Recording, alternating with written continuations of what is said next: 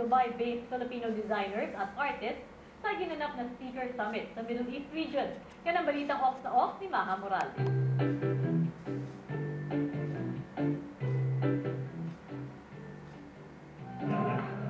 Muling umarangkada ang mga Filipino artists at designers sa ginanap ng Middle East Sneaker Summit sa Dubai kamakailan.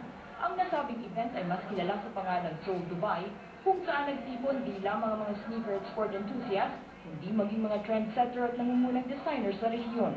Tampok ang sport jacket prismatic panther design ng kanyang haute couture fashion designer na si Michael Cinco, maging ang isa pa sa kilalang Dubai-based fashion designer ng Hollywood celebrities na si Fern Une ay tampok din. Isang Baroque Victorian sports jacket naman ang kanyang dinisenyo. Hand-picked ang mga Pinoy artists na pinagawa ng illustration patungkol sa iba-ibang sneaker brands.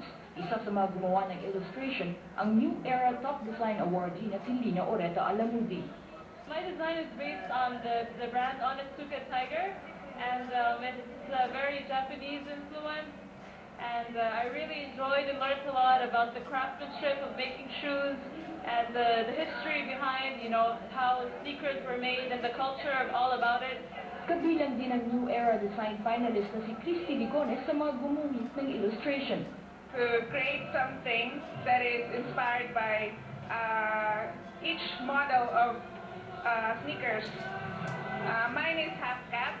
It is a signature shoes by Steve Caballero, who is a pro skater. Nagpakitang gilas din ng mga Filipino designers sa on-the-spot vinyl toy customization. Gumagawa ako ng punk rock inspired skater kit dun sa toy. Kasi ang brand na binigay sa akin is DC. Kadalasan ng mga skater is more into punk rock music and punk rock fashion.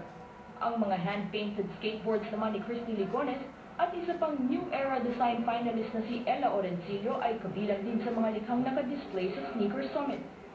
They chose around 20 local artists and they gave used and worn out skateboards, and we turned those skateboards into something that's artistically inclined. Sa mga event gaya nito, ay lalo pang nakikita ang galing at talento ng mga Filipino artists at designers. Inaasahang sa susunod na taon ay patuloy pa rin silang mamamayagpag. Nagbabalita sa Middle East, Maha Morales, Dubai, United Arab Emirates.